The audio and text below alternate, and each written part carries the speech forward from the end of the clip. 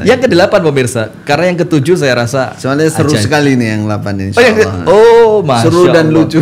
Seru dan lucu. Baik, saya baca pelan-pelan berarti pemirsa ya. Pemirsa Madani TV dimanapun Anda berada, pemirsa Baka Al-Mukarramah TV, dan pemirsa Sayap Dakwah TV dimanapun Anda berada, ciri orang yang telah berubah kefahamannya. Yang ke-8, mereka mempunyai pengertian orang Islam yang mengucapkan la ilaha illallah, atau orang Islam yang sudah menetapi rukun Islam dan tidak berbuat syirik walaupun tidak berjamaah, mereka anggap bisa masuk surga. Berarti menurut teman-teman Islam, saudara Islam jamaah, nggak bisa masuk surga. Nggak bisa masuk surga. Nah, ini gimana ini? Ini padahal sudah mengucapkan la ilaha illallah, sudah menetapi rukun Islam, rukun iman, nggak bisa masuk surga. Nggak bisa masuk surga. Hanya gara-gara tidak berjamaah, tidak punya imam, tidak berbaiat, kalau di Indonesia tidak bergabung dengan mereka. Berarti sebelum tahun 41 semuanya di neraka. Neraka. Makanya dikatakan pertama kalinya ulama, orang alim yang soleh, yang mukhlis, membawa hidayah ke negara kita ini adalah Bapak Haji Nur Hasan. Sebelum itu, selain itu, sebelum itu, selain Bapak M tidak ada. Setelah itu hanya tapi nggak ikut. Satu-satunya. Satu-satunya. Terus gimana antum bongkar kelucuan ini, Ustaz? Nah, pertama ini kan kalau kita lihat kan ucapan orang ya bingung, ya semaunya sendiri kan gitu. Kalau kita melihatnya kan begitu. Yeah. Ini dalil yang Quran hadis yang mereka ajarkan setiap waktu, setiap saat. Pada kemana nih dalil-dalil jaminan orang mangkana akhiru kalamihi la ilaha illallah dakhalal jannah. Kemudian ayat alladzina amanu wa lam yalbisu imanuhum bidzulmin ulaika lahumul amnu wa hum muhtadun. Orang yang beriman tidak mencampuri imannya dengan kesyirikan, maka mereka aman pada hari kiamat. Kemudian kata-kata ayat innallaha la yaghfiru ayyushraka bihi wa yaghfiru ma duna dzalika liman yasha. Allah tidak mengampuni syirik kalau mati dalam keadaan syirik akbar. Tapi kalau dosa selain syirik kan masih ada peluang diampuni tahtal masyiah. Ini kalau normalnya orang memahami ini kan, apalagi melihat sejarah kejadian-kejadian di zaman Nabi, termasuk orang mengucapkan la ilaha illallah terus sama Usamah bin Zaid ditusuk itu kepalanya ditusuk terus mati oleh Nabi, kan disalahkan. Apakah mengerti isi hati dia? Bagaimana kalau dia mengucapkan itu dari dalam hati beriman, tulus. Bagaimana besok kamu di hadapan Allah? Kemudian kejadian paman Nabi Abu Talib, ya ammi kulla ilaha illallah. Cukup satu itu aja ya. Laka indallah, saya akan bela engkau di sisi Allah. Kemudian ada orang Yahudi tetangga Nabi itu yang mendekati kematian, terus dia syahadat dan mati, kata Nabi dakhalal jannah. Seneng orang ini, belum beramal kebaikan masih sedikit, tapi cukup sudah la ilaha illallah, Rasulullah bilang masuk surga. Apa yang sampai kita ungkap ya, sampai dalam pertemuan terakhir saya ungkap bahwa di akhir zaman itu akan ada orang sudah tua. Ini Sahih Muslim ada, di Sahih Muslim ada orang sudah tua hanya mengucapkan la ilaha illallah, tidak kenal sholat, nggak kenal puasa, nggak kenal apalagi cokam berbaiat, nggak kenal sama sekali, nggak ngerti persenan sambung, mereka nggak kenal itu. Dia hanya la ilaha illallah di akhir zaman. Itu di akhir zaman itu sahabat Hudzaifah, sahibu sirri Rasul, yang mengerti rahasia Rasul, bersumpah bahwa tunjihim minan nar, tunjihim minan nar, tunjihim 3 kali. Bahwa kalimat la ilaha illallah cukup bikin orang selamat untuk bisa masuk surga dan selamat dari api neraka. Kita ungkap lagi bagaimana syafaat Rasulullah besok luar biasa, bahwa Rasulullah masih bisa menyelamatkan umat yang mengucapkan la ilaha illallah, di hatinya ada keimanan walaupun sebiji dzarrah, sesemut hitam, sebiji sawi dan lain, kan begitu. Harusnya itu kan dibaca terus. Tapi pernah dibaca enggak ini hadis-hadis tadi ini? Itu jelas dibaca. Mereka hataman Sahih Bukhari, hataman Sahih Muslim. Apa yang menggelikan di sini? Apa Ustaz? Ini zaman insya Allah pasti tertawa. Apa itu? Bahwa dalil semua itu yang ayat, disampaikan, hadis itu syaratnya harus berjamaah seperti ini. Apa yang ngasih syarat? Nah, terus kita tanya, ini yang menggelikan dia tanya, karena Nabi dulu itu ya jamaah. Jadi pada saat turunnya ayat ini, ketika Nabi bersabda ini karena Nabi sudah berjamaah sebagai amir dibayar seperti kita. Jadi ayat ini, hadis ini semua tidak berlaku kecuali berjamaah. Lah ada rantai yang putus ini. Gini Ustaz. Nabi ketika ayat-ayat itu turun, hadis-hadis itu diucapkan, itu Nabi sudah berjamaah. Berarti sip, Nabi berjamaah. Terus putusnya jamaah ini ketika dianggap tidak lagi berjamaah sebelum berbaiat tahun 41. Ini putusnya di mana? Nah itu yang mereka nggak mau tahu. Mereka artinya mereka menilai, kan buta sejarah kan? Oh iya. Buta sejarah. Jadi mereka nafikan semuanya itu. Dari setelah Nabi Muhammad dan khususnya di Indonesia yang mereka bicarakan ya. Di Indonesia nggak ada. Dulu penjajah Belanda, penjajah Jepang, animisme, dinamisme, terus menjadi republik ini ini demokrasi ini semua tidak ada. Ini sudah bukan agama semua. Jadi baru pertama kalinya yang berbentuk jamaah adalah jamaah kita. Ada kita. Nah, maka hadis itu berlaku untuk kita saja. Selain kita tidak bisa. Tidak bisa. Ya. Neraka walaupun la ilaha illallah, walaupun tidak menjalankan syirik. Dia nyatakan. Ditulis kenceng. Ditulis. Berarti ya sama aja. Tetap pada poin ke-6 dan poin ke-7 itu ya mereka rusak dengan poin ke-8 ini. Poin ke-6 mereka bilang kami tidak mengkafirkan. Poin ke-7 mereka bilang kita khawarij gaya baru. Tapi dengan poin ke-8 mereka ngaku. Aku poin ke-6 secara tidak langsung. Subhanallah, apa nggak dibaca Ustaz ya? Jadi ya memang menggelitik ini. Tertutup anunya. Tertutup. Mereka mempunyai pengertian orang Islam mengucapkan jalan juga. La ilaha illallah, atau orang Islam yang sudah menetapi rukun Islam dan tidak syirik, walaupun tidak berjamaah bisa masuk surga. Berarti saya ulang sekali lagi Ustadz, tetap dalam keyakinan mereka. Kan sebelumnya gini Ustadz, ini pertemuan kita yang pertama dulu Ustadz, yang kira-kira 9 bulan yang lalu. Ada yang antum bilang ada yang dinamakan paradigma baru atau apa? Iya, paradigma baru.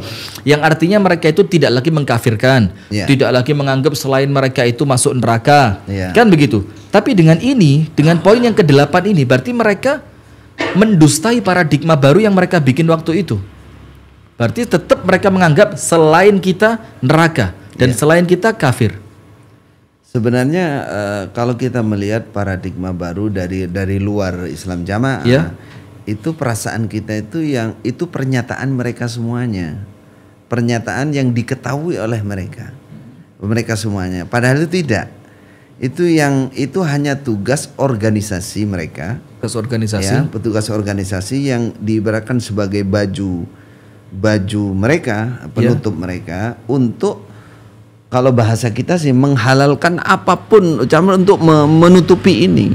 Jadi kalau bahasa mereka bitona itu ya, menyimpan rahasia, budi luhur, bersumpah demi Allah di depan, kan dulu bersumpah itu, dan ada tanda tangan di atas materai kan, itu dianggap itu halal saja, itu bitona, tauriyah kalau bahasa akidah yang tauriyah, tapi tauriyah mereka bitona, menyimpan kesehatan. Jadi bayangan kita kan paradigma baru diketahui oleh semua anggota, nggak ngerti itu, orang awam di bawah nggak ngerti. Yang ngerti istilah paradigma baru ada di organisasi, itu pun juga sudah mereka batasi bahwa ini hanya untuk konsumsi keluar gitu. Biar aman gitu aja. Subhanallah. Ini poin ke-8 ini berarti selain mereka tidak boleh dianggap masuk surga. Nggak bisa. Nggak ada. Kalau ada yang menganggap selain mereka masuk surga, berarti sudah punya pemahaman baru. Berarti murtad dari jamaah. Subhanallah. Seberani itu ya. Dan dalilnya hanya cuma satu. Dalilnya karena Rasul waktu ayat ini turun, waktu hadis-hadis itu disebutkan, karena posisinya Rasul berjamaah. Sementara di Indonesia belum pernah ada jamaah sebelum tahun 41. Iya, betul. Yang menyatakan seperti ini waktu itu ada di forum kajian keilmuan. Ya, ada imamnya, ada wakil-wakil semuanya, kemudian ada perwakilan ulama. Saya istilahnya coba mengetuk hati mereka. Bagaimana dalil ini kita pahami. Nah, maka yang waktu itu saya kaget dan istirja sebenarnya saya. Istirja. Yang menjawab seperti yang saya tadi bahwa zaman Nabi itu sudah berjamaah seperti kita. Itu wakilnya imam dan wakil yang dianggap paling mengerti agama sudah meninggal juga. Jawabannya seperti ya, itu. Seperti itu. Wah, iku ngene, iku jawab. Iku anu syaratnya kudu jamaah. Ora iso wong muni la ilaha illallah mlebu surga gak iso, kudu jamaah. Ya saya mentolakkan soalnya nopo kok kudu jamaah di sini kan nggak ada tulisannya harus berjamaah. Karena zaman Nabi dulu kan Nabi kan dibaiat gitu.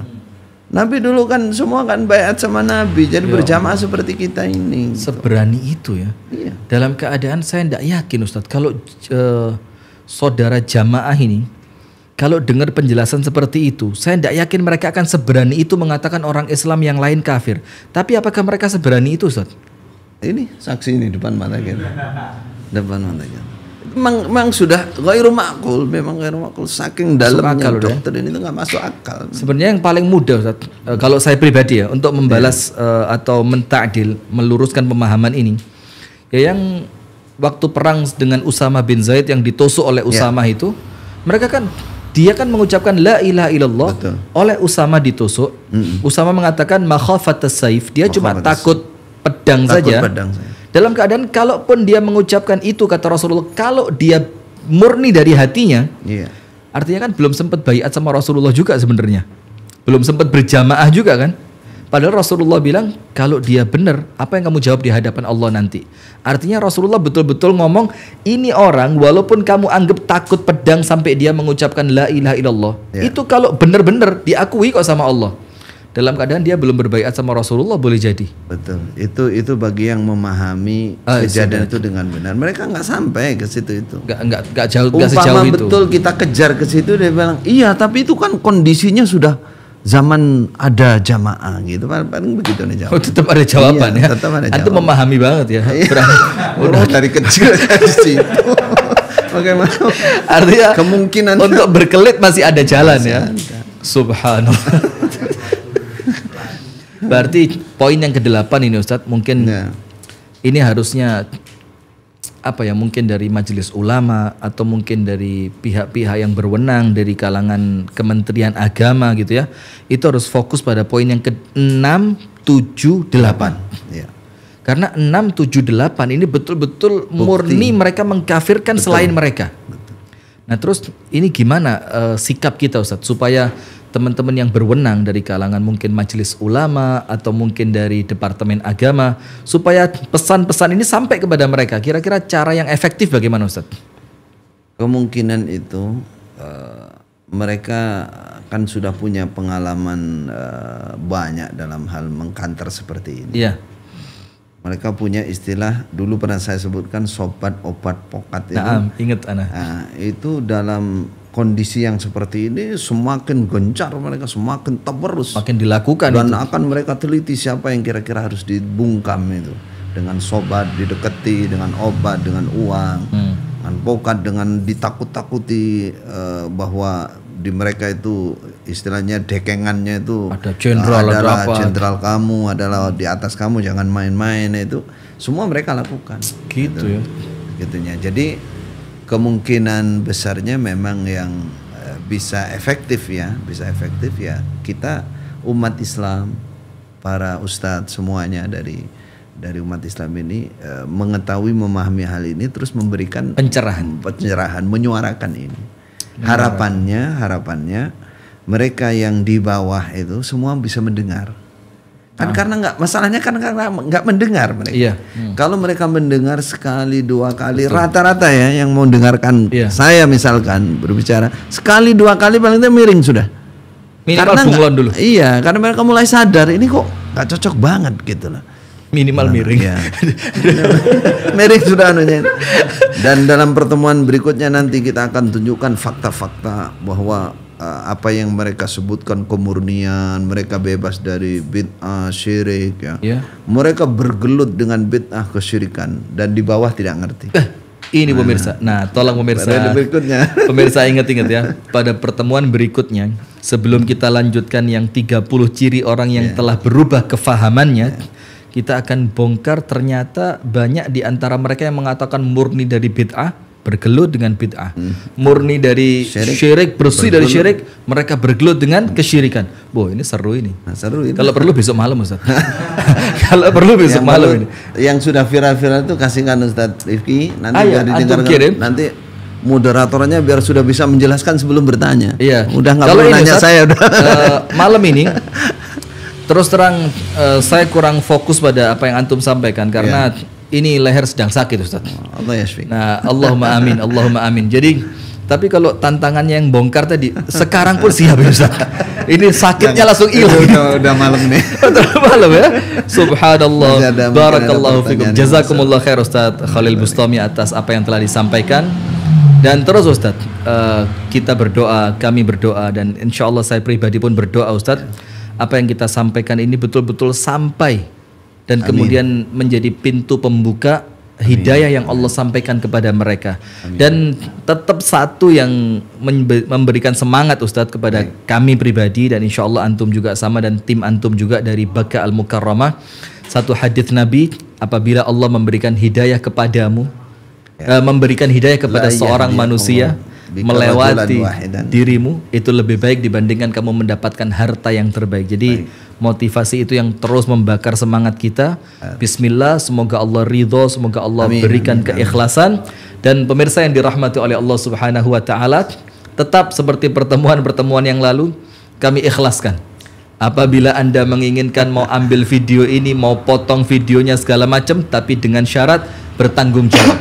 Artinya yang dipotong betul-betul sesuatu yang dengan tujuan yang baik, tidak ada dipelintir-pelintir segala macam. Kami ikhlaskan, silakan mau dipotong, dan apabila itu tujuannya baik, insya Allah semakin membantu dakwah, semakin lurusnya kaum muslimin, wabil khusus teman-teman yang masih berada di kalangan Islam Jamaah, saudara Islam Jamaah tadi, mudah-mudahan mendapatkan pencerahan. Barakallahu fikum.